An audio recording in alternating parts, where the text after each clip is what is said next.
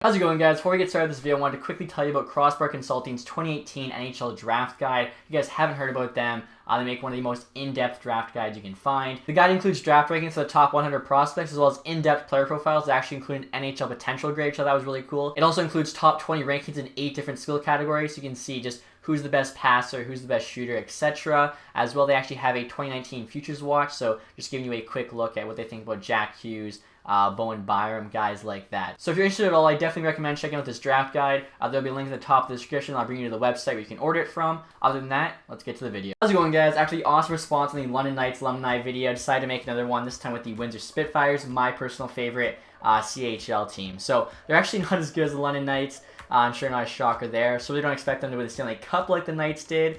Spoiler if you missed last videos. But I do think they'll at least be a competitive team. Maybe make the playoffs. If not, hopefully they come close. So first line here, obviously you have Taylor Hall. In my opinion, probably the best Spitfire of all time. Back-to-back Memorial Cups. And as you guys are about to see here, pretty much like half this team is from the back-to-back Memorial Cup teams. Obviously, we have his old centerman Adam Henrique play on that first line with him, along with Josh Bailey there at right wing. So a pretty solid top line overall. After that, though, definitely pretty average. Second line here, we have Josh Hosang, Spezza, and Panik. So, I mean, Spezza used to be good. Like, we had Spezza in his prime. That'd be a huge help. Same with, I think, Hosang will get good. Unfortunately, just not quite there yet. Third line here, we have Kunackle, Brown, and Fisher. So, kind of a young guns line. And then fourth line here, we have Zach Cassian, Watson, and Kirby Reichel. Reichel's dad actually is a partner of the Spitfires, so that's kind of cool in case you guys didn't know that. But as you can see there, just a lot of younger players on the Spitfires. I feel like after those back-to-back Memorial Cup wins, they didn't really produce too much high-end talent until recent years, and that's kind of the reason for that. Defense here, you have Fowler and Ellis as the top pair. What's pretty sick about that is the fact that that was actually their top pair back when they won those Memorial Cups. Like, the fact that they had a future NHL top pair on their, top pair in junior is ridiculous. Sergachev there on the second line, along with Cuckoo. And that's pretty cool, too, as that could actually be a Tampa Bay Lightning D pair in the future. And then third pair here is not very great. You have Trevor Murphy there and Patrick Seeloff. So hopefully third pair doesn't play too much, as like I said, they're not too good. And then goalies here are actually decent. You have Neuwirth as the starter, Grubauer backing him up, so about equal there with the Knights goalies. Scratch here's a few players, Jordan Nolan, Jack Campbell, and then Brendan Lemieux.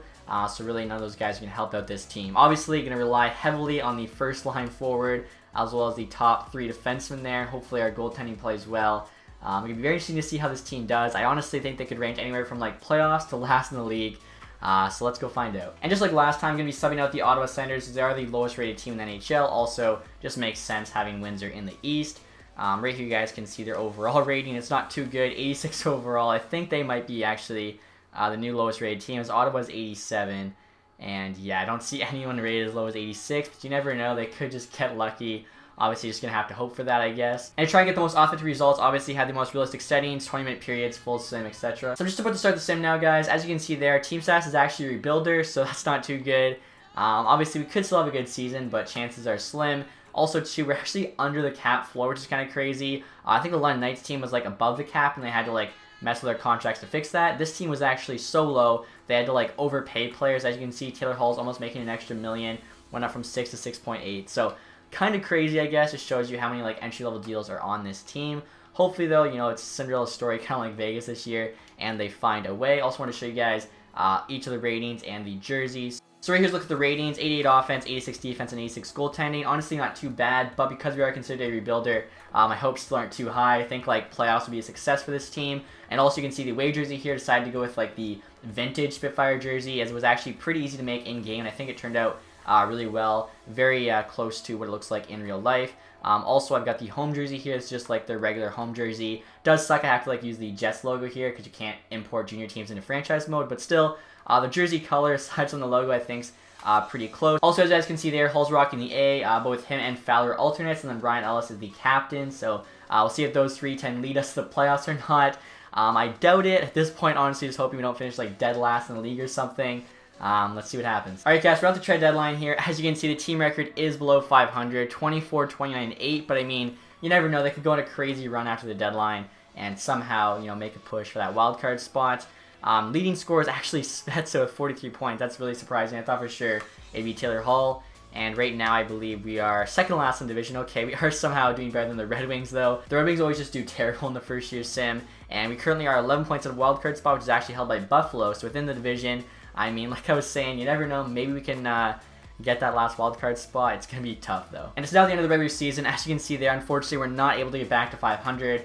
Finished the record of 31, 39, and 12. So we'll see where that puts us in the entire league. Hopefully, not bottom 5. We were at least second last in the division, finished 7th place there with 74 points, 20 behind Buffalo. And Hull did end up being the leading scorer there, 59 points, so that's good to see. He was actually tied with Spets at the deadline. I just didn't realize.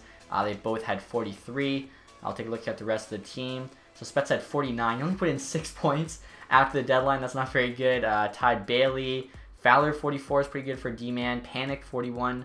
Henrique 39. Hosang 38. He actually grew a couple overall. That's good to see. Reichel, just going to see, I guess, if anyone else grew. Ellis there, 29. Sergachev stayed the same. Kind of surprised about that. 84 at such a young age. I think he'd grow quite a bit. So, really no surprises there for players. Kind of everyone did as you'd expect. I thought maybe Hull could have done a bit better, but the line he was playing on wasn't too great, so I guess that does make sense.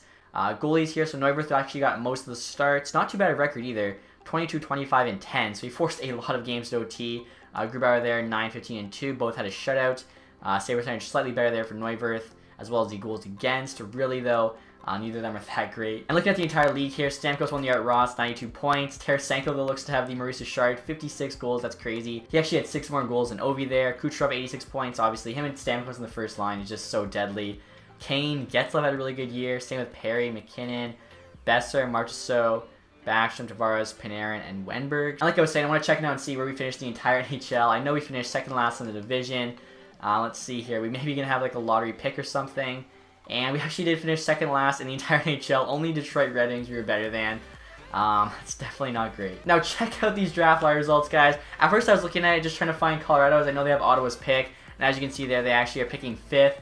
Via Windsor's pick, which is the Ottawa pick. And I didn't even realize that picking first overall is us, the Windsor Spitfires, via the Pittsburgh Penguins first round pick. They traded for Brassard. I don't even know why. I think I probably read that as Winnipeg, or just it didn't register to me as Windsor. It's not an actual NHL team. That was us picking first overall, which is kind of crazy. And the Islanders as well, second overall there via Minnesota. So that's kind of crazy that the pick we traded away is the 5th pick, and the one we got back is actually first overall. Somehow the Pittsburgh Penguins missed the playoffs. Like, they usually dominate the first year, a lot of times winning back-to-back cups. And this year, just, I guess, a big fluke. They missed the playoffs, and we actually get the first overall there. So if we were to continue on, I think drafting Dahlin first overall would definitely be a big help. I'm now going to check the awards for this season. I actually skipped over who won the cup. It was the Columbus Blue Jackets. Look at that. I've seen that both Panarin and Wenberg had amazing years. President's Trophy, already know it, to Tampa Bay. And they actually beat the Winnipeg Jets in this Stanley Cup final. Player awards, we know Stamkos got the Art Ross. He also got the Hart. Seth Jones there with the James Norris. Tarasenko, Lady Bing. Besser with the Calder. Bobrovsky with the Conn Smythe. Rask got the Vezina. Vasilevsky there with the William M. Jennings. Goshen, Bill Masterson. Getzlav, Selke, Stamkos, Ted Lindsay, and then Tarasenko, Maurice Richard. So, unfortunately, no awards there to the Windsor Spitfire team, but that's alright. And like I was saying, guys, we won the first overall pick, so I'm going to take Rasmus Dahlin here.